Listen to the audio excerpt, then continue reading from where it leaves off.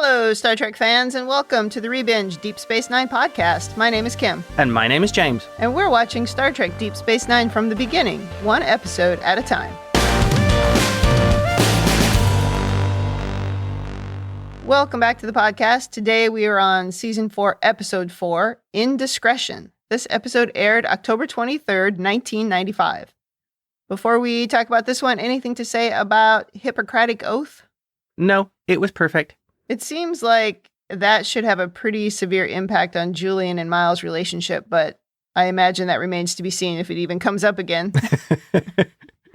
And I'm just disappointed with the lack of strategic thinking from Miles. Yeah, I don't know. I imagine we'll never talk about it again, but we probably should. You are correct in that, and I don't think that's a spoiler. Okay. But I know, right? This should be a really big deal for the Federation and the Klingons and anybody who's interested in the Dominion. Agreed. Yeah. Well, should we talk about this one? Absolutely. In the cold open, we open with Kira praying or meditating in her quarters when she gets a call from someone named Razka Karn. Razka is a bit of a frazzled-looking older Bajoran who used to be a smuggler but is now a scrap metal dealer. Yeah, he never recovered from the closure of his Recall Institute. Yeah, I remember this actor from Total Recall as well. And also he was in a TNG episode where he played a game with Riker and Data. Yeah. And beat them both. Yeah, the actor's name is Roy Brocksmith. Got a great voice. In case you didn't look that up. Yeah, he's very good. I like him here, too. Well, he's come across a lead on the Ravenok. We don't know what that is yet, but dramatic music starts to play like it means something. He says he has a piece of the ship. He can't leave the Badlands, so if Kira wants to see it, she'll have to come to him. All we learn here about the Ravenok is that it's been 6 years, and there have been other rumors of its survival. Kira says a fragment doesn't mean there are any survivors, but Razka says there's only one way for her to find out, and we cue the theme song. So after the opening, Odo is giving Kira a security briefing. Kira is distracted by the news she got earlier, and she doesn't even notice when Odo tries to tell a joke. Not the first time that's happened. Not the first time this exact thing has happened. That's true. When she mentions the Ravenok, Odo dramatically rolls his eyes. Well, his whole head, really. It's been 6 years since the ship disappeared, and everyone on the ship may be dead. Kira had a friend named Lorik Akram on the ship, and he's pretty sure that no matter how improbable it all is, she's still going to follow the lead. He just says, good luck. I hope you find them. Odo really has Kira's number here. Yeah. He knows her well enough that it doesn't really matter what he says. She's going to go looking for it. Yeah, he doesn't try to talk her out of it. Yeah. She says, oh, you're going to say a bunch of things, but he's like, I wasn't going to say any of those things. Just good luck. Yep. I did like that. That's a good friend. Yes. And it shows that he knows some of the core functioning of Kira, of how she views the world. Right. Now we go to Kira packing when Sisko drops by to say the Cardassian government got wind of her plan to search for the Ravenok, and they want to send someone with her on the search. The Ravenok was a Cardassian ship carrying Bajoran prisoners, and this request came from the new head of the Cardassian civilian government. Do you think this is a new drinking game we should be playing? Oh. Cardassian civilian government? I don't know if it's said enough. It's definitely worth a drinking game. Yeah, it's said at least a couple times in this episode. But we now know there is a civilian government in charge of Cardassia. Well, we learned that in Way of the Warrior. Or maybe to rephrase that, we know that society is stable enough now that there is a civilian government. That makes sense. Kira thinks that they should just pursue their own leads and not horn in on her mission, but Sisko reminds her that Bajor and Cardassia must learn to work together and cooperate. She agrees to wait for them, but only for 2 days, and then she's going whether they're here or not. It's kind of cute how the two of them look at each other after she says that, like, okay. It's also interesting in this scene that Sisko calls her Nerys. I've not heard him or anyone who's not a Bajoran call her that before. Even Dax, who's supposed to be her close friend, calls her Kira. So maybe they're finally coming around to how Bajorans use their names. I also have a theory here of what's happening. He's doing that because this is an off-the-record, unofficial, I'm asking you as a friend, because we can avoid some problems this way. I expect it's not Starfleet's position to dissuade a joint Bajoran-Cardassian mission. So Sisko is approaching her as a friend to tell her and warn her about this. Yeah, in an informal way. Yeah. No, I thought that too, but still at the same time, it's never happened before in the show. And they've had informal conversations before. So I just thought maybe this was either they finally were figuring out that that's the way the Bajorans use their names, Or maybe the writers were just trying to emphasize the informality of this conversation. I do not know the answer to that. That's a good question. Sisko's also ever the diplomat. Yeah, he's trying to remind her that you got to work together. You're still part of the strategic relationship between Cardassia and Bajor. Yeah, but at the same time, on a personal level, saying to her, you might want to avoid this. I'm with her, though. It's like, this is my thing. Go do your own thing. Anyway. So Dax and Sisko are chatting and walking, and Dax is nosing into his relationship with Cassidy when Cassidy joins them. She's applied for a new job with the Bajoran Ministry of Commerce, and she's very excited about this opportunity. She says the best part is she never has to leave this sector. Dax sticks her nose in, suggesting that she start living on the station, and that makes Sisko weirdly uncomfortable. He kind of looks at Dax, and he's like, yeah, in a shaky voice. So you know that there's some trouble brewing here. He seems a little cool to the whole idea. Yeah, and the way he looked at Dax in the scene was very funny. Like, really?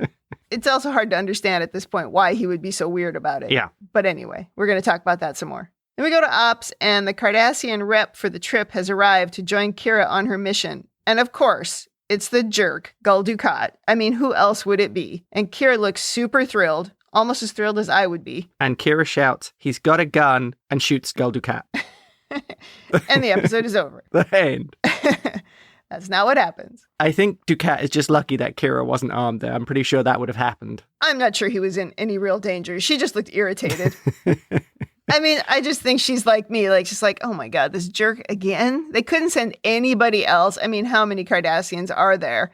And it ends up being him. Well, that was my first thought. So now we go to the runabout with Kira and Dukat. And Kira is a bit resentful, as you might imagine, of having him along on her mission. She expects him to follow her orders. He says he'll leave the details of the mission in her capable hands, which is like his usual nonsense in his way of talking. Yeah. Oh, and also Kira delivers such a wonderful ding. Sisko is right about you. You do love the sound of your own voice. Yeah, well, he does. He just can't stop talking. Oh, no. When she asks why he was sent on the mission, he says the Ravenok was under his general command, and those were his troops. And his story is already fishy at this point. Yeah. Since when has he cared about other Cardassians? Yeah, he doesn't care about anybody but himself.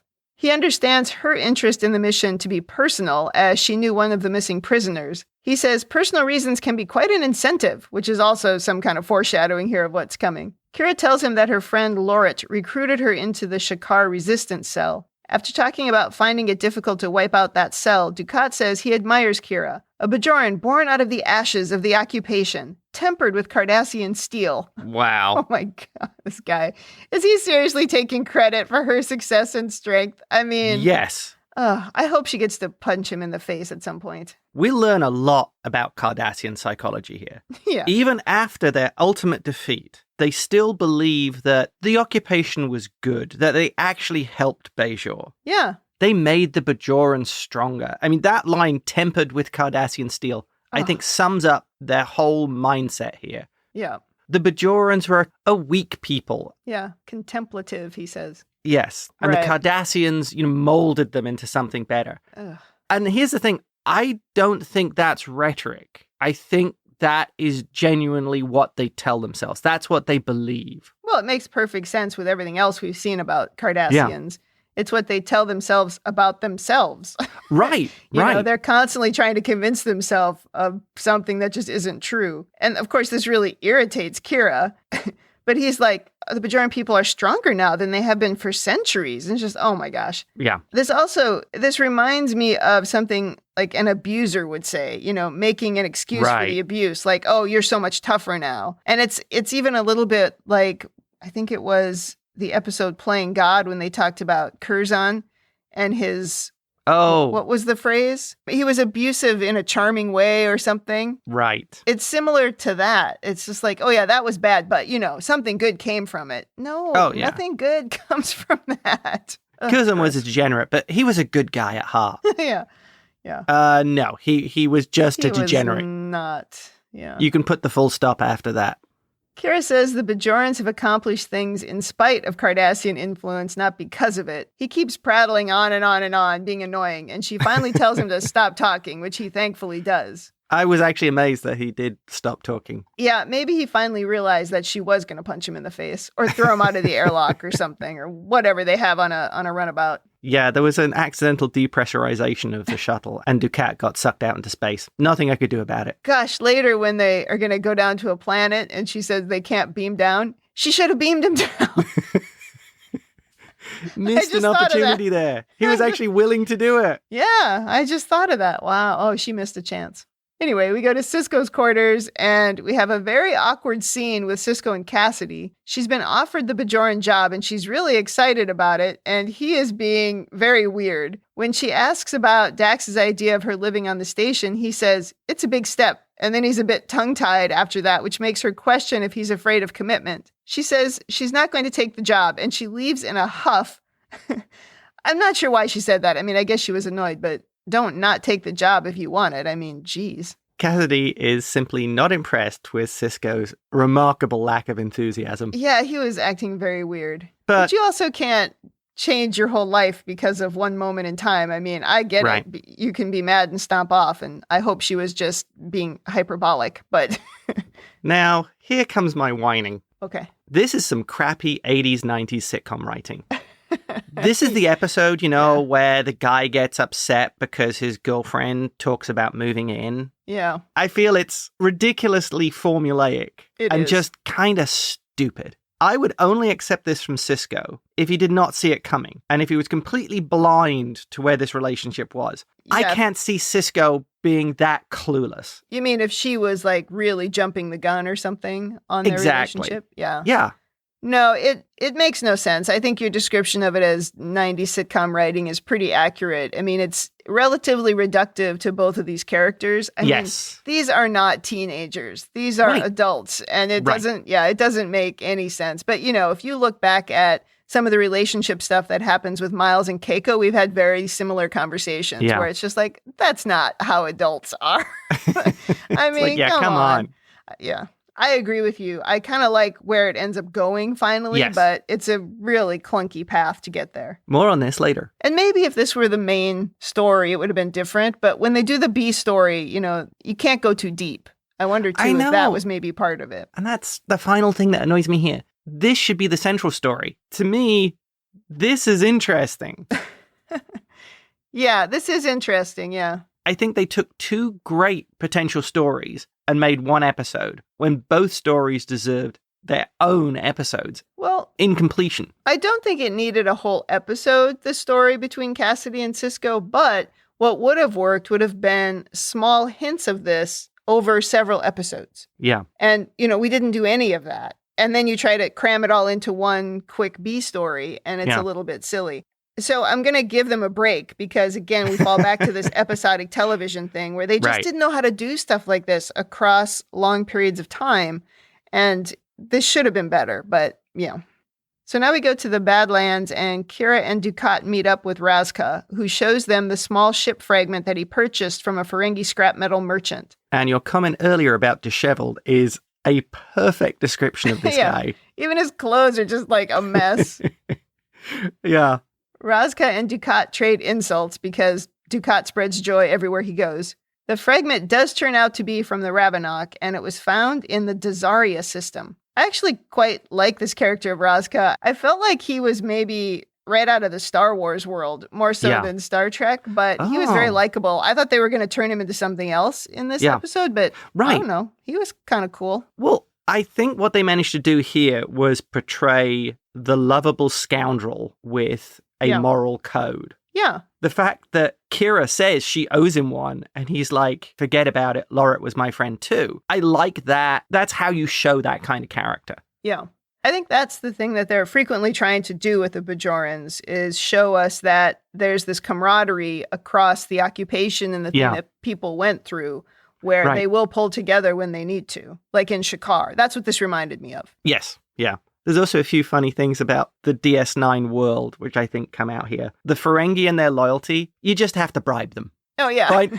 Find one of the crew you can bribe and he'll tell you everything. Yeah. I have the feeling that if you had a crew of Ferengi, there would be grudges all over the place.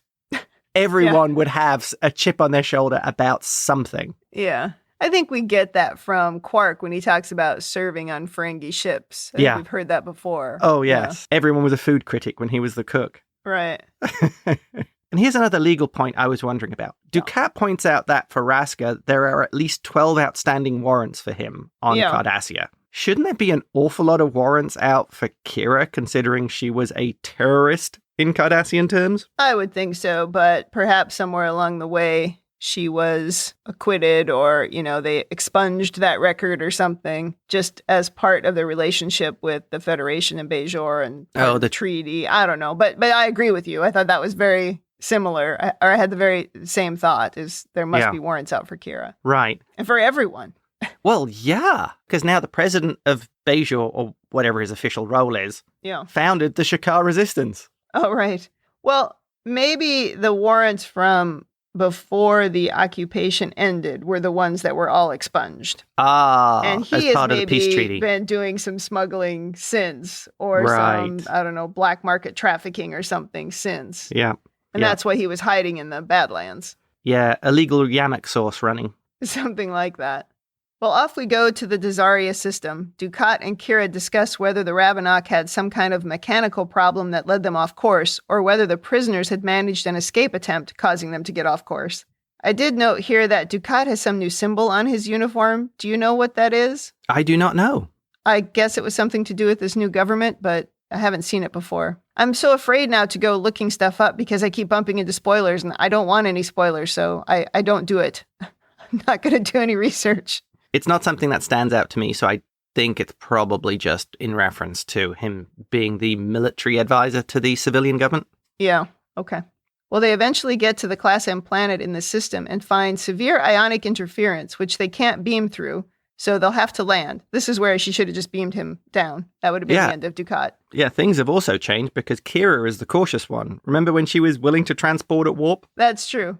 Dukat says the landing will be tricky and says he can take the helm, which makes Kira scoff like, I don't think so. Also, they go out of their way here to give a reason why they can't beam down. You've pointed out before, why sometimes do they land and why sometimes they beam down? I just like that they specifically call out, we can't use the transport. Well, and then they use that as an excuse later too, this ionic interference. It becomes slightly important, but they'll add some kind of interference when they need it for the story.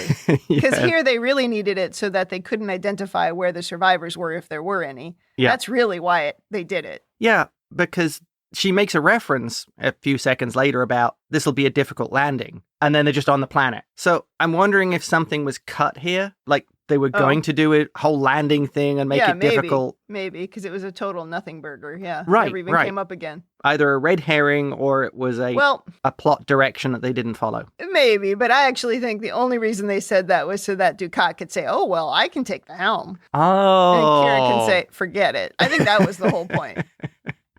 Another opportunity for Dukat to be a jerk. Exactly. Just like they give every opportunity for Curzon to be a jerk, they give Dukat every opportunity to be a jerk, and he takes it. Oh, yeah. Because, the very next scene, we're walking on the side of a sand dune in what looks like heavy sun, continuing to insult each other. Oh, yes. Plenty of that Cardassian bluster about how hardy they are. Oh, my God. It's so annoying. Yeah. They eventually do come across the crash site of the Ravenok. It's very dramatic. Yes. Lots of bits of a ship scattered around. Covered in sand.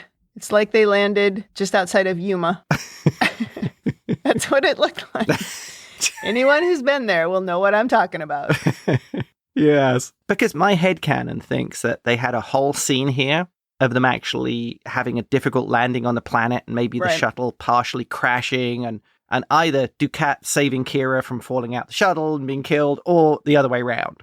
I was wondering if maybe there was something like that in there so they could, twist that relationship a little bit more of Kira saving Dukat or the other way around. Yeah. It's possible. Headcanon. Back to the station now, and Bashir and Dax are criticizing Sisko's handling of the conversation with Cassidy, picking on his response of saying, it's a big step. Dax says he needs to go to Cassidy and admit his mistake and pledge his undying love. So, of course, she's gone way too far one direction. This is actually kind of funny because my first thought here was, why are you going to these two? You've made the comment before about how difficult it would be for Dax to relate to normal people because she's had so many lifetimes. Yeah. And Julian is 12 years old. What does he know? Yeah.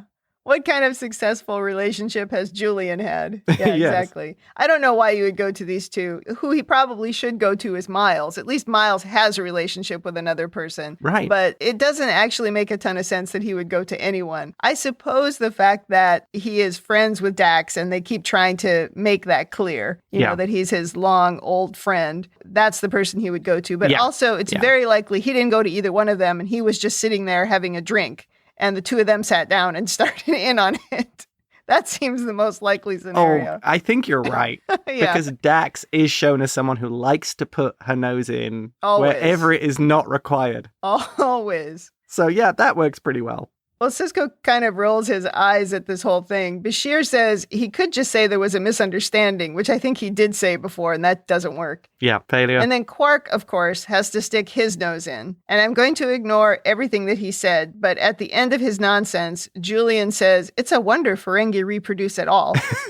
And again, we make light of the plight of the entire female population of Ferenginor. Imagine how this race deals with anyone who isn't like straight and a male and exactly whatever norm that Quark sees. I bet it's just awful. Well, they exile them. Look what happened to Pell. I will never let Pell go. Yeah. Well, and she was exiled just for being female and trying to have a job. And going off planet. Okay, let's not go down this path. Okay. I will start in again. And we promise not to rant about this anymore. So, moving on. Finally, Sisko thanks everyone for the advice and he leaves. Bashir asks Dax what she thinks about Cassidy moving into the station, and Dax says, it's a big step.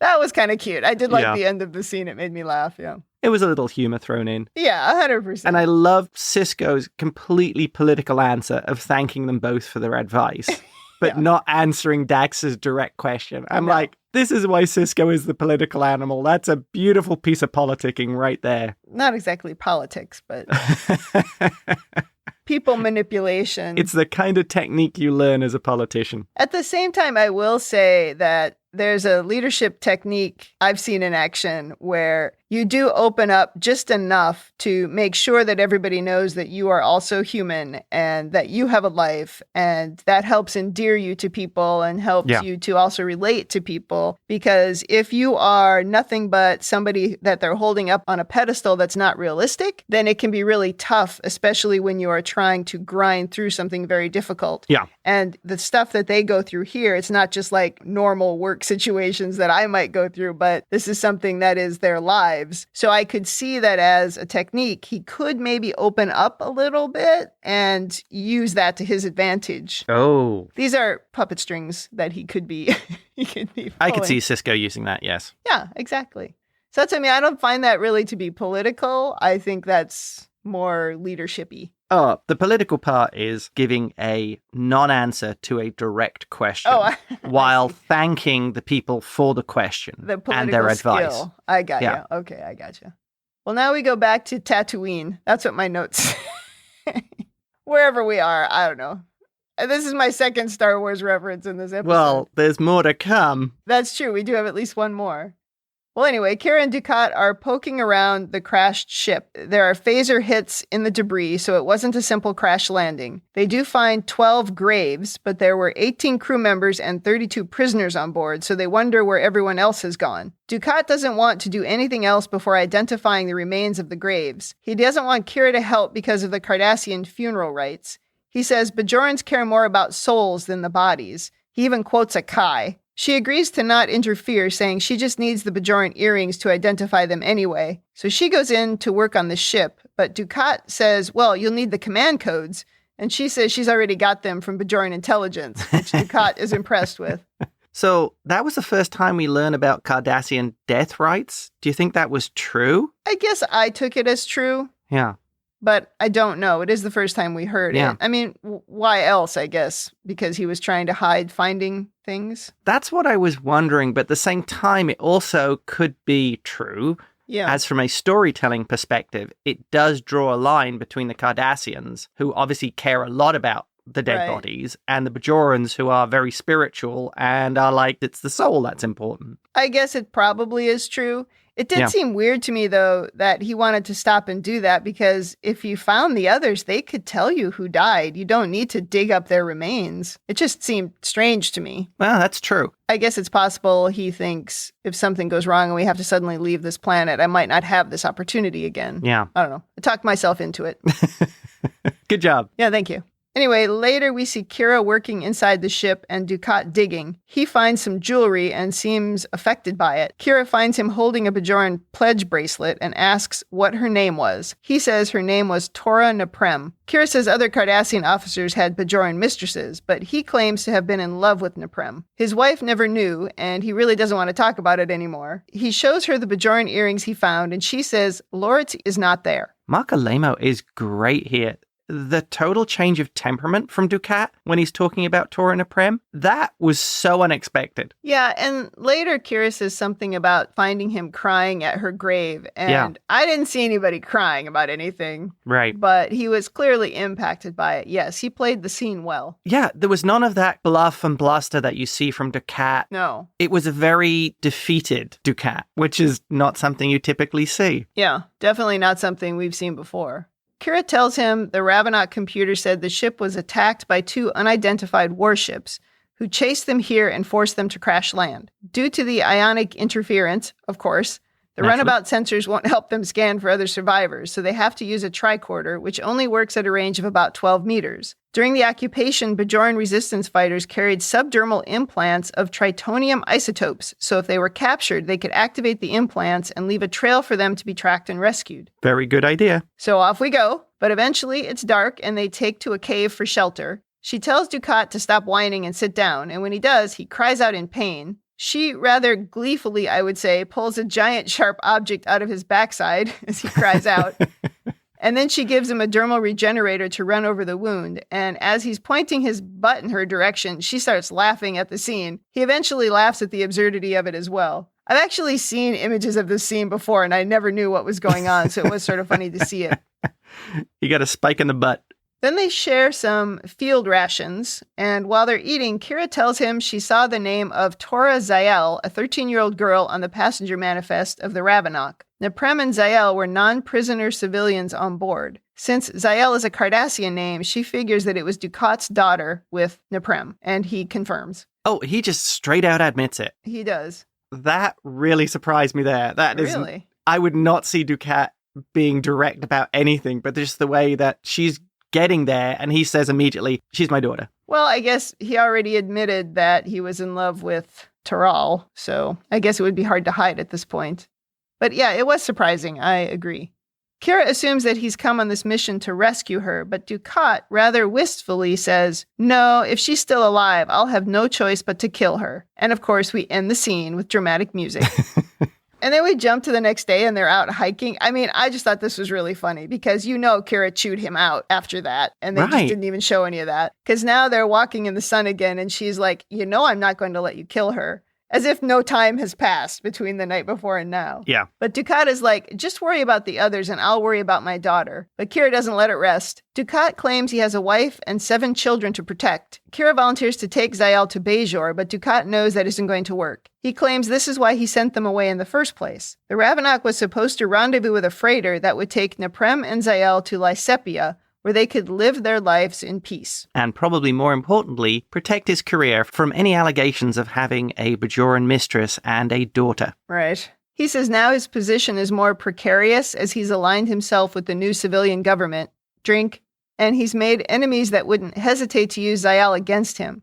Kira can't believe he's willing to kill his own daughter to protect his career, and he tells her to just stay out of his way. I don't know why she's surprised. I mean, this seems on brand for him. I think he'd kill anybody to protect his career. Yeah, especially kids. Ooh. He's horrible with kids. Yeah, he effectively left behind all the Cardassian orphans. Mm-hmm. Yep. So even Cardassians don't mean anything to him. It's true. He does make a good point. The Bajorans haven't been exactly welcoming to the half-Cardassian children or even the Cardassian orphans. I don't know.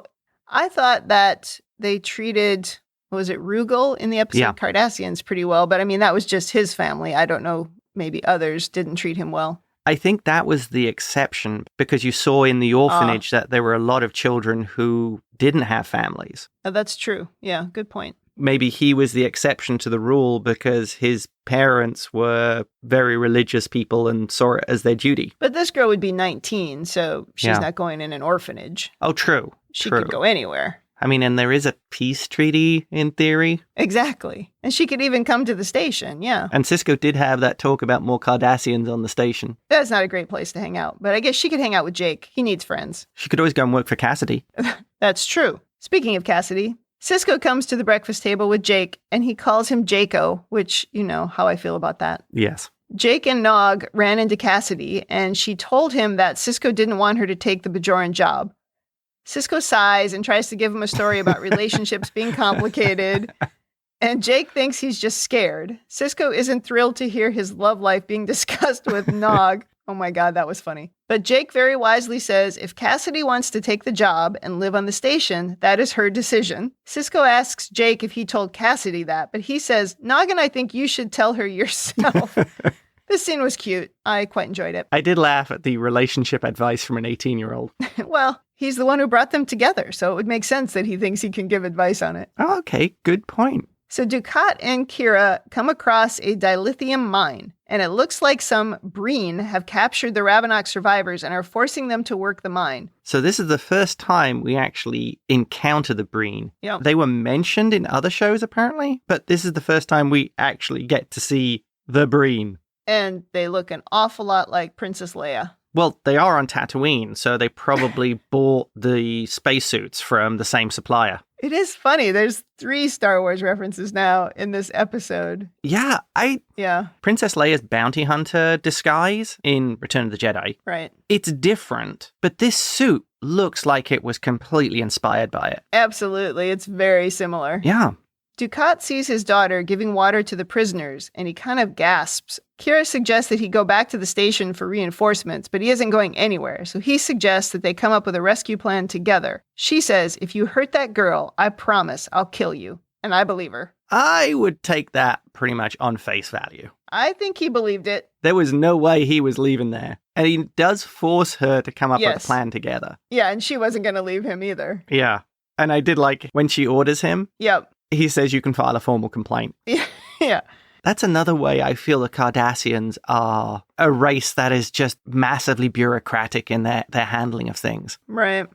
So we put our plan quickly into action, which is to dress up like Breen and get in the mine. We learn quickly that only 31 prisoners remain, and Lorit died a few years ago in a cave-in.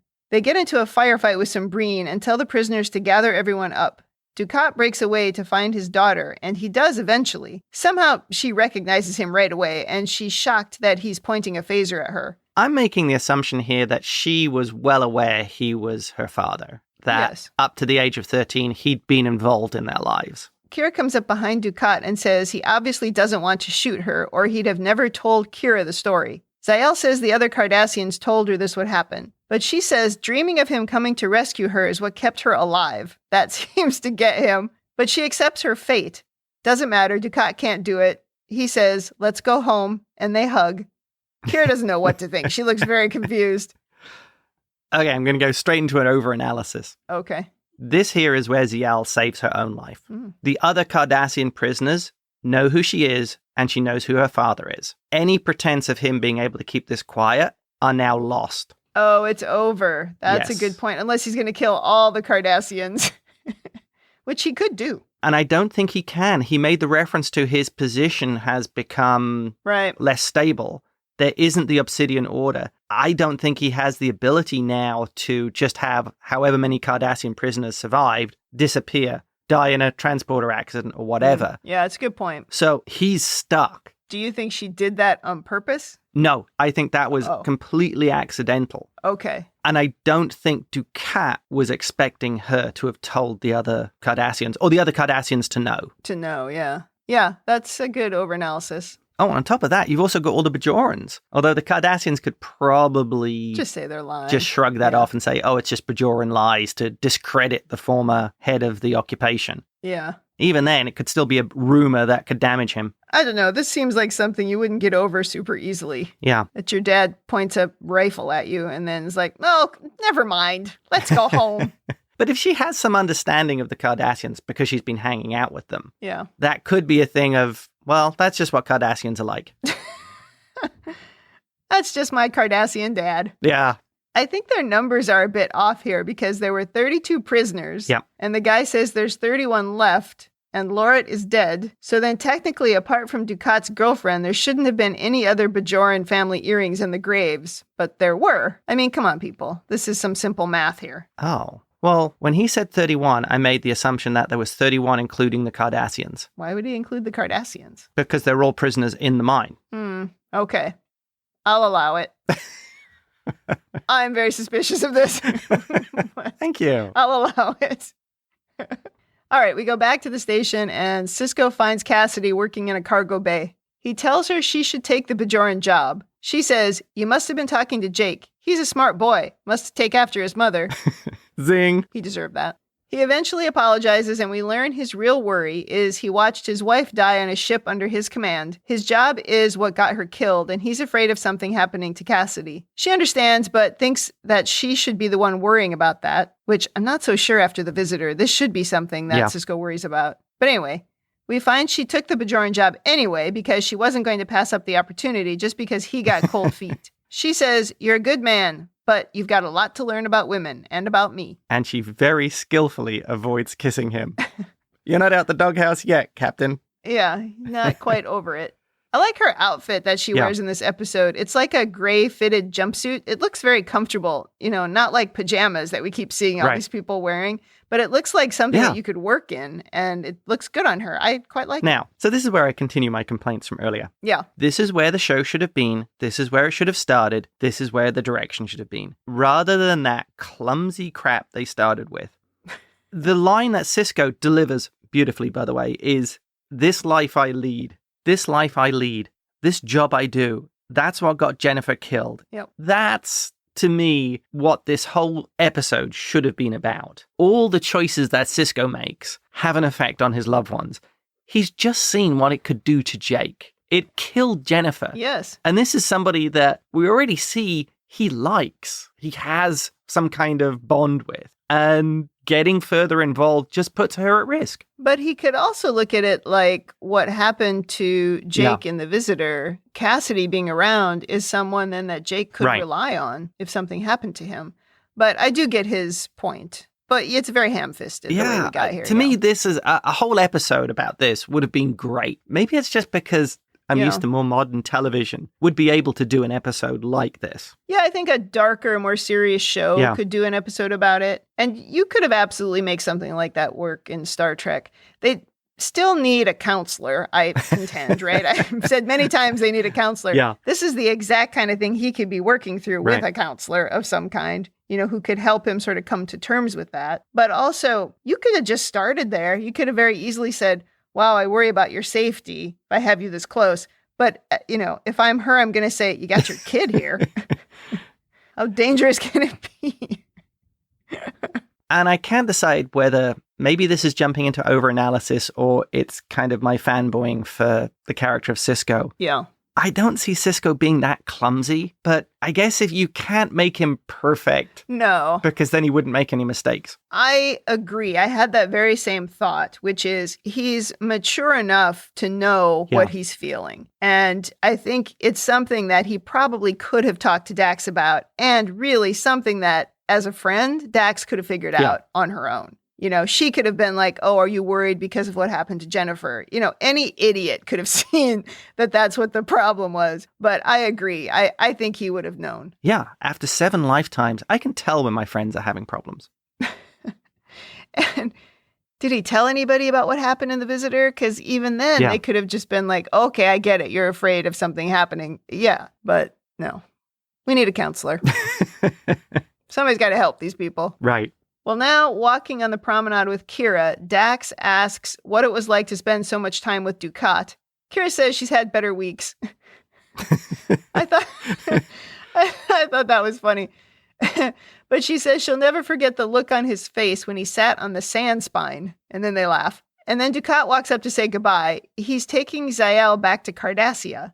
Dax excuses herself, and Dukat thanks Kira for an interesting journey. He says his daughter deserves a home and a father. Kira asks if it will make things difficult for him. He gets really close to her face and says, "I'll let you know." And then he leaves. Wow. The end. Well, overanalysis? Okay, let's start off Yep. with that last scene. I'm pretty sure that Dukat already has a whole angle that he's going to use to present himself as the hero of this situation.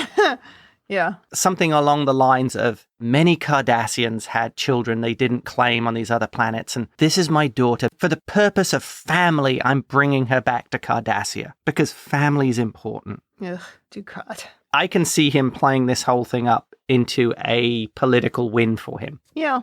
I imagine that's the norm. That's the fallback for him, right? And it seems like that's the fallback for all the Cardassians, that they try to come up with a story to protect themselves and make themselves look good. Because remember, the first thing they always do whenever anything happens is they find a fall guy. So it was the mother's fault. He's going to find a fall guy. It's going to be somebody's fault. Yeah, exactly. That's a good one. I can't imagine he really thinks he's just going to take her home and she's going to be a part of the family. Yeah. I don't know. I hope we find out what happens here. I'm not sure. I do not remember. That's fine. I'm not going to look it up because I don't want to know. Yeah, we've had problems with that before. Because some jerk will give me a spoiler on a 30-year-old show. So we're just going to find out together. My next point, yeah, and this isn't really about the show, I think the stylistic influences from Star Wars were remarkable. Yeah, starting with that Razka guy. Yeah, was there somebody from ILM working there being influenced by things? I don't know. I mean, it was kind of cool, really. Oh, I loved it. I think the Breen outfit is absolutely fantastic. The Breen outfit and Tatooine. Yeah. The only downside I could see of that awesome Breen costume is dying of heat stroke if you wore it. Yeah, it looked pretty toasty. Oh, yeah. I mean, it had that whole head covering as well. Right. I was actually watching that going, I bet they are just sweating buckets on set wearing that. Yeah, they both seemed very happy when they got to take the helmet off. Yeah. There was that one other reference, right, way back in season 1. Oh, with Alderaan. To Alderaan, yeah. I think it was in A Man Alone. Yes, it was. Yeah. So now we have Tatooine, Alderaan, yeah, and the spacesuit provider of the Breen. Yeah. On a positive note, this is not the last time we see the Breen. Oh. I just think they look really awesome. Yeah, they look pretty good. My next point, when they're watching the mining operation, Kira says, "Do you approve of this?" And Dukat says, "I admire their ingenuity." Yeah, he totally approves of it. He's probably annoyed that he hadn't thought of this first.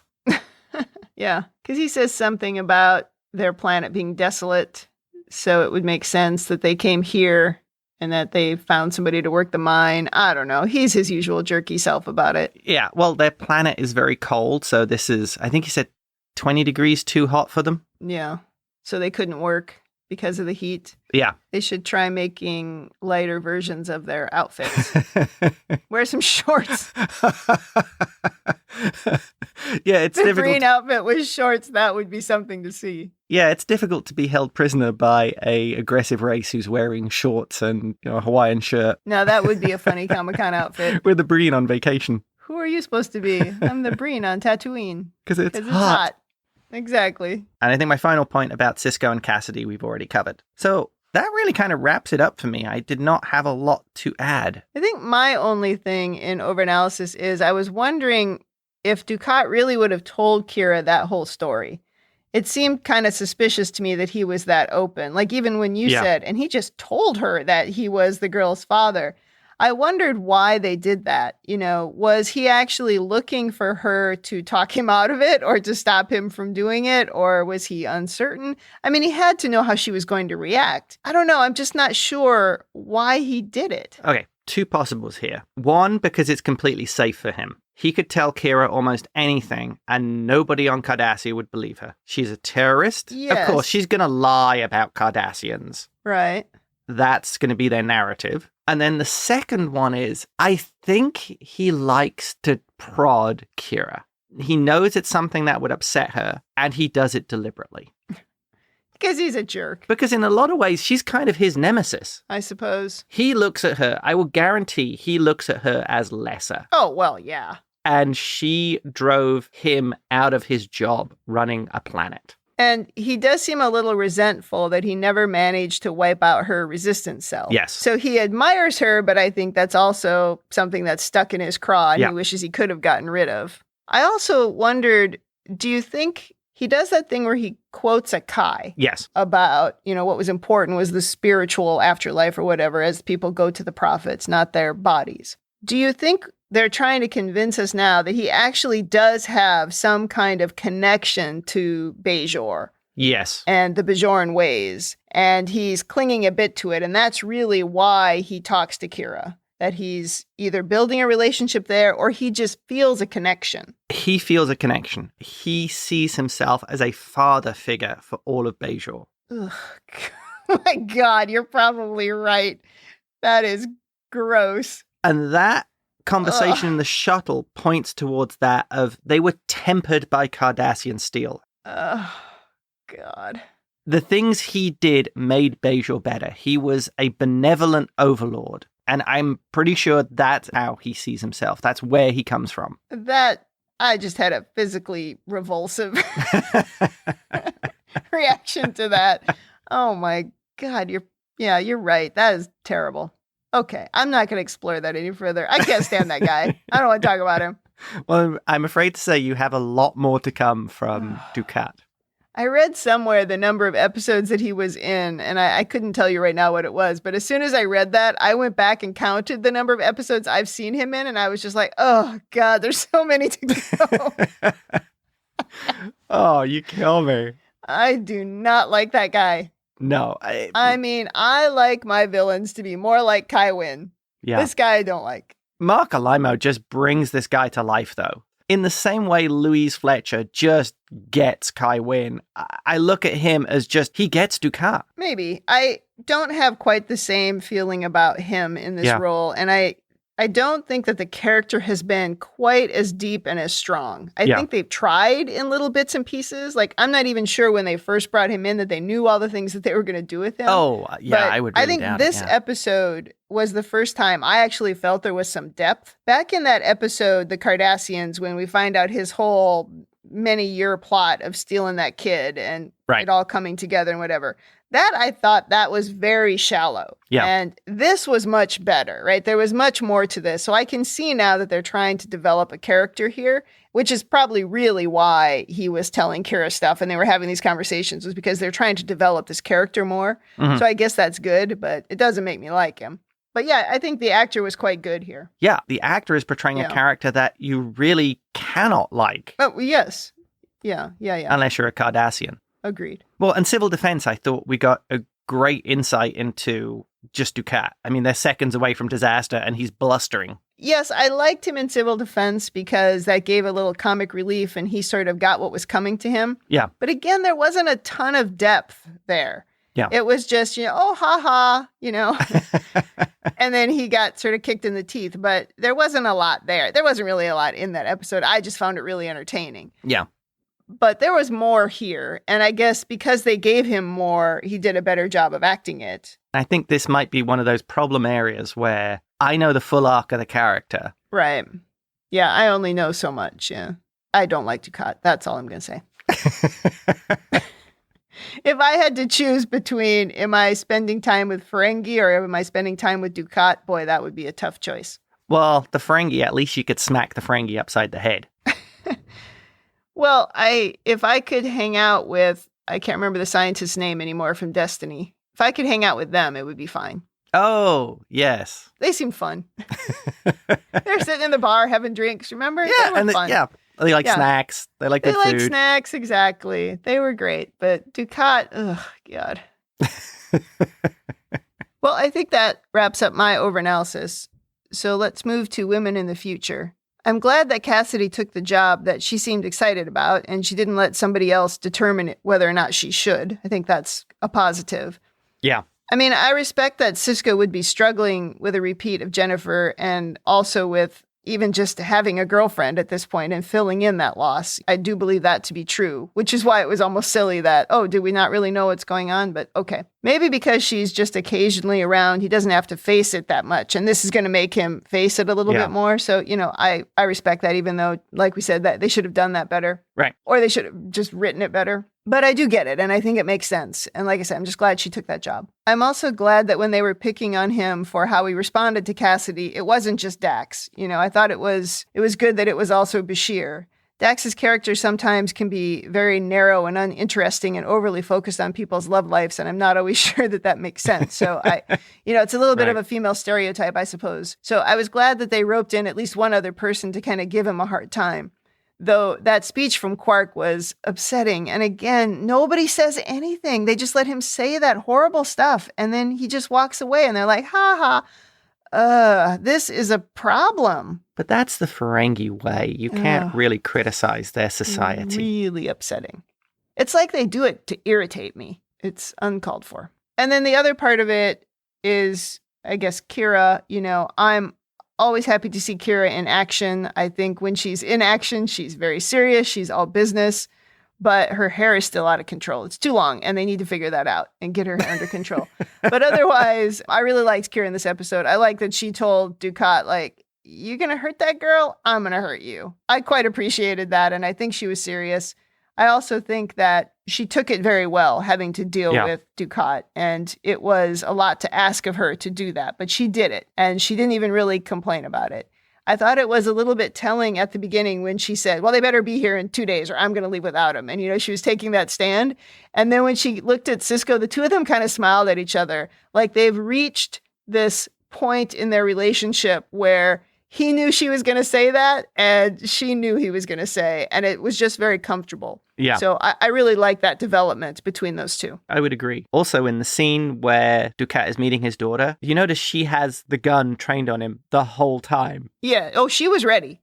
Yeah. She was going to live up to that promise. If Kira made a promise like that, I really would take that on face value. I also had a thought that he knew that, and he took himself out of harm's way and then took the girl with him. He could easily get rid of her some other way. So, she's trusting that that's not what was going to happen. Strangely, I took Dukat at his word there. Yeah, I think we're supposed to. I think he was looking for a reason to not kill her. Yeah, I agree. I think we were supposed to believe that, but, still. But at the same time, I think also the game is up. People will know about this. Right. I guess the secret's out now. If all those Cardassians that they rescued, they all know the story. So it doesn't matter what he does from here. Secret's out. I mean, if he could have kept a secret, I think you're right. I think he would have killed her without thinking.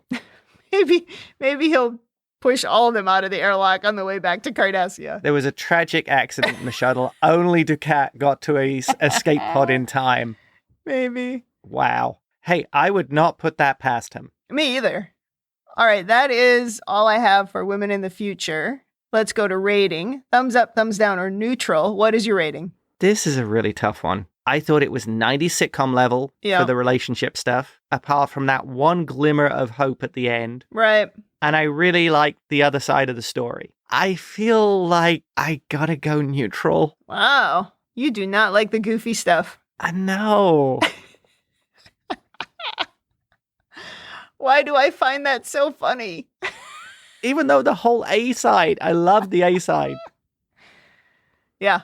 I'm going to stick with it. I'm going to go neutral. Okay. I might change my mind next week. That's fine. And you have changed your mind a week later. No, I understand that. When there's a thing you really don't like, it's very hard to give an episode a thumbs up when that one little thing really sticks in your craw. I get that. I guess I appreciated what they were trying to do with Sisko. I just don't think they did a very good job.